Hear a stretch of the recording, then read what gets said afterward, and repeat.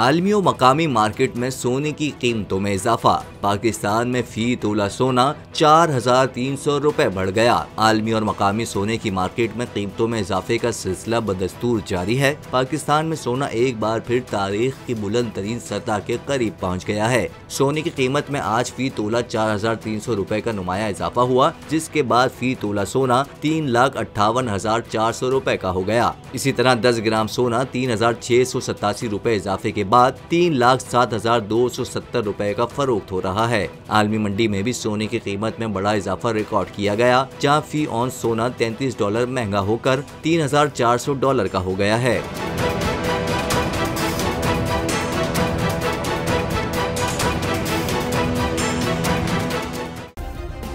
Subscribe करें और bell दबाएं ताकि कोई खबर रह न जाए।